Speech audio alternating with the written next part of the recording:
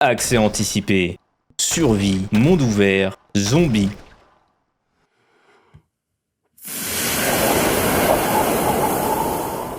Ne mentez pas, je vous vois au fond des gradins, je sais que c'est votre réaction quand vous voyez ces mots associés à une nouvelle annonce de jeu.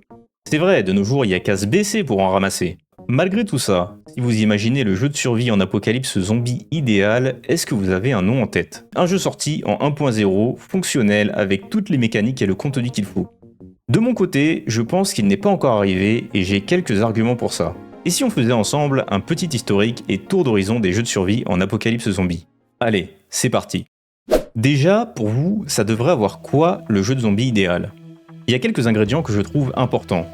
Le danger des zombies, c'est leur nombre, il faut donc pouvoir afficher des hordes à l'écran sans problème de performance. Ensuite, la liberté d'action. Pas besoin de simulation compliquée, mais le jeu vidéo c'est d'abord interactif. Donc il faut au moins laisser aux joueurs plusieurs choix sur la manière dont on souhaite survivre dans ce nouveau monde dominé par les morts. Et enfin, chose un peu plus compliquée pour un jeu vidéo, c'est que les zombies, ça a quasiment tout le temps servi de toile de fond pour raconter des drames humains. The Last of Us ou The Walking Dead de Telltale sont de très bons exemples de ces derniers points, mais c'est plutôt des jeux linéaires que des jeux de survie. Quand l'enfer n'a plus assez de place, les morts reviennent sur la terre. Les zombies ont énormément gagné en popularité, d'abord avec les films de Romero, puis dans le jeu vidéo avec Resident Evil. Pourtant, au début des années 2000, on n'avait pas grand chose à se mettre sous la dent pour de la survie dans une apocalypse zombie. Pour les boomers qui s'en souviennent, si on voulait du zombie, il fallait surtout se tourner vers des jeux flash, des mods ou des jeux gratuits. Et oui, aujourd'hui vous vous plaignez du nombre de jeux de survie avec zombies, mais si vous aviez montré Project Zomboid à quelqu'un en 2004, il aurait juste pété un plomb. En 2005, Microsoft dévoile sa nouvelle console, la Xbox 360, et Capcom en profite pour présenter à l'E3 la même année leur prochain jeu, Dead Rising. Il sort en 2006 et la claque est énorme. Déjà, le jeu affiche à l'écran des centaines de zombies sans problème de performance et en plus on nous promet un cadre un peu à la Dawn of the Dead, le film culte de George Romero. Un centre commercial immense, une totale liberté d'aller et de venir, 72 heures à survivre et un mystère à élucider. Besoin d'une tronçonneuse, suffit d'aller à Leroy Merlin. Besoin de nourriture, direction Monoprix. Pour remettre dans le contexte, la prochaine claque niveau nombre de zombies à l'écran, c'est Left 4 Dead, 2 ans après Dead Rising. Durant la partie, vous allez trouver des personnes à secourir, mais aussi d'autres ayant complètement perdu la raison que vous allez combattre. Chacun de ces personnages a sa petite histoire, certains apportant une pointe d'humour et d'autres donnant un ton un peu plus grave au jeu. My granddaughter. She was done in by those damn zombies. Dead Rising, c'est facilement l'un de mes jeux préférés sur 360, j'ai dû le terminer une quinzaine de fois et après ça j'attendais avec impatience les prochaines sorties de jeux de survie avec zombies. Malheureusement, si on exclut des jeux à vocation un peu plus arcade comme Left 4 Dead, on n'a pas eu grand chose à se mettre sous la dent le reste de la décennie. Et puis, 2010 est arrivé. Quoi que vous pensiez de ce que la série est devenue au fil des années, pas beaucoup de personnes seraient prêtes à nier que The Walking Dead saison 1 a beaucoup joué dans l'enthousiasme pour les jeux de zombies au début des années 2010. Et laissez-moi vous dire que ça a été le raz-de-marée de ce côté-là. Vous attendiez tous que j'en parle, cette période, c'est aussi la création de Project Zomboid, un jeu qui se veut devenir la simulation de survie en apocalypse zombie ultime. Il a explosé en popularité avec la sortie du build 41 fin 2021, mais les premières versions jouables datent en fait de 2011-2012. Bien sûr, par comparaison entre cette époque et aujourd'hui, il est méconnaissable et ce ne serait pas une exagération de dire qu'on avait affaire à l'époque à un prototype. La carte était très petite, beaucoup de mécaniques actuelles n'existaient pas encore et le jeu utilisait des sprites plutôt que des modèles 3D. Par contre, le jeu possédait des PNJ, certes simplistes, mais qui avaient le mérite d'exister. À l'époque, dans le tutoriel, on jouait Bald Spot en référence à notre magnifique crâne luisant et on devait s'occuper de notre femme alitée, Katie. Le tuto se terminait avec un bandier s'introduisant chez nous et nous menaçant avec un fusil à pompe. Les PNJ ont malheureusement été retirés en cours de développement, mais ils devraient normalement revenir un jour. Je pense que vous voyez un peu où je vous amène. Zomboid aujourd'hui, c'est certes une simulation incroyable avec énormément de mécaniques qui permet de vivre le fantasme de « qu'est-ce que je ferais dans une apocalypse zombie ?», mais ça reste incomplet. Sans mauvais jeu de mots, pour l'instant, je trouve que le jeu manque de vie. J'entends souvent que c'est un jeu bac à sable et qu'il faut donc se fixer ses propres objectifs, mais ce qu'il manque au monde du jeu, c'est de la réactivité. Je vais prendre un exemple assez connu, mais Kenshi, c'est aussi un jeu pur bac à sable. Il n'y a pas de scénario ni de fin au jeu, mais son monde est très réactif et permet de raconter des histoires par ce qu'on appelle de la narration émergente. Ce que j'entends par là, c'est que les systèmes du jeu servent à créer des interactions entre vous et les animaux ou humains que vous allez rencontrer. Par exemple, vous pouvez être réduit en esclavage, mais votre partie ne se terminera pas. Vous aurez alors l'occasion de planifier votre évasion pendant le temps qu'il faut. En plus, il y a beaucoup de choses uniques à découvrir sur la carte, comme des tribus de robots voulant voler votre peau, des compagnons à recruter ou alors des ennemis spéciaux. Certaines de vos actions peuvent aussi avoir des grosses conséquences sur le monde, comme lorsque vous tuez le chef de certaines factions. La seule réactivité existante actuellement dans Zomboid, ce sont des méta-événements comme l'hélicoptère, des coups de feu ou des aboiements qui servent juste à faire migrer les populations de zombies, mais qui n'ont aucune présence réelle dans votre partie. Qu'est-ce qu'il reste ? Soit se fixer l'objectif de tuer tous les zombies dans une zone définie, ou alors survivre pour survivre. Ne vous méprenez pas, si vous n'y avez pas joué, alors essayez Project Zomboid, il n'y a aucun jeu qui propose cette expérience aujourd'hui. Mais après environ 150 heures passées et en étant bien rodé sur la manière de survivre et en ayant passé l'hiver, un sentiment de vide a commencé à se faire sentir.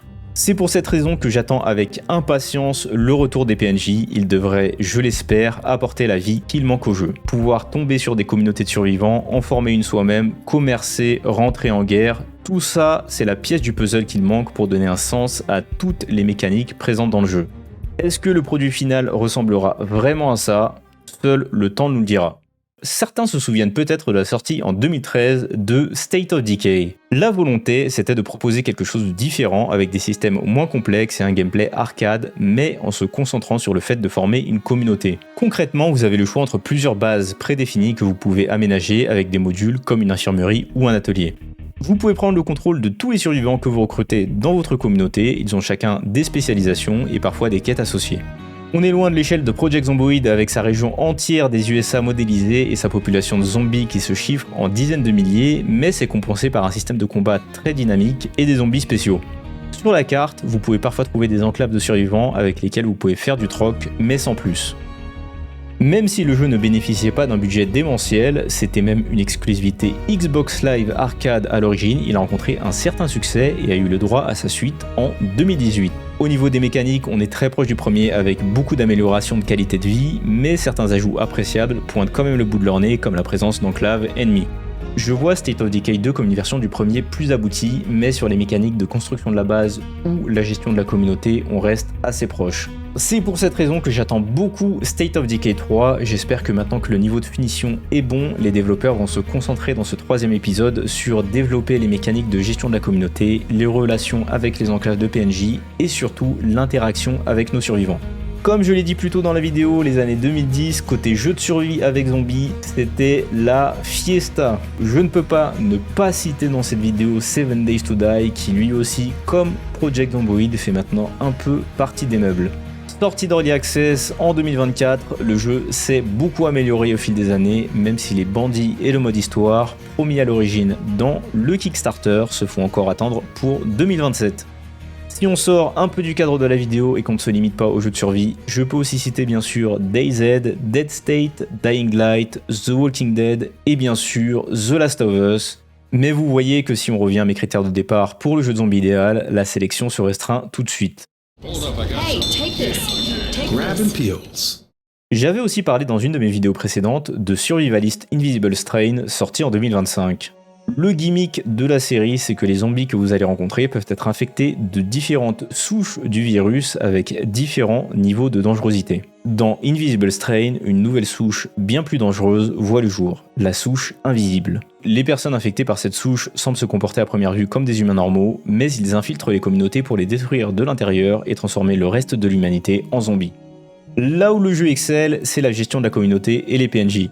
Vous pouvez créer votre base là où vous le souhaitez, collecter des ressources pour construire des remparts et attribuer des tâches à vos alliés. Vous pouvez dialoguer avec tous les survivants de votre communauté et ils se souviennent des événements récents ayant eu lieu. Par exemple, si vous tabassez une personne détestée par certains membres de votre communauté, ils peuvent vous féliciter pour ça quand vous leur parlerez. Le système de relation entre vous, vos alliés et les enclaves est complètement dynamique. À force de rendre service à certains survivants, ils s'ouvriront plus à vous et accepteront de rejoindre votre communauté. Autre exemple, si des bandits vous extorquent, vous pouvez gagner leur confiance pour pouvoir vous balader dans leur camp, puis la nuit tombée, faire du sabotage de l'intérieur. Bien entendu, pendant tout ça, vous devez faire attention aux éventuelles personnes qui seraient infectées par la souche invisible. Le revers de la médaille de toutes ces bonnes idées, c'est que c'est clairement un jeu indépendant majoritairement développé par une seule personne. Pour être gentil, au niveau des visuels et des animations, c'est très approximatif. Les combats contre plusieurs ennemis sont un bordel sans nom, l'interface utilisateur pour la construction et le craft est aussi assez moyenne, et après avoir joué un certain temps, vous commencerez à deviner les ficelles du comportement des PNJ. Clairement, si votre niveau de tolérance sur des jeux à la finition un peu brute n'est pas élevé, je ne vous le recommande pas, mais j'étais obligé de vous en parler. Quel jeu de survie en Apocalypse Zombie propose aujourd'hui un système de création de communauté aussi complet avec un système de relations dynamiques entre vous et les PNJ, des mécaniques RPG, un mode histoire et un mode bac à sable? Si vous avez d'autres noms en tête de jeux que j'aurais oubliés, n'hésitez pas à me le faire savoir, je suis toujours bon client pour de nouvelles expériences dans ma quête du jeu de zombie idéal. Ces dernières années par exemple, je peux aussi citer Terminus, Zombie Survivors, Z-Zone ou alors Dread Dawn. Je regarde Vayne de loin, les développeurs veulent en faire un zomboid en 3D, mais c'est du très early access, donc rendez-vous minimum dans 2 ans pour voir le résultat. Vous l'avez compris, j'attends la perle rare, peut-être que ce sera Project Zomboid lorsque les PNJ seront enfin réintroduits dans le jeu, peut-être que ce sera State of Decay 3, ou alors peut-être que la surprise viendra de nulle part comme Invisible Strain. Si vous avez apprécié ce petit voyage dans le temps sur les jeux de survie en Apocalypse Zombie, pouce bleu, abonnement et commentaires soutiennent énormément la chaîne et je vous en serai bien sûr très reconnaissant. Comme d'habitude, je vous dis gardez le sourire et à la prochaine dans le cirque pour une nouvelle vidéo.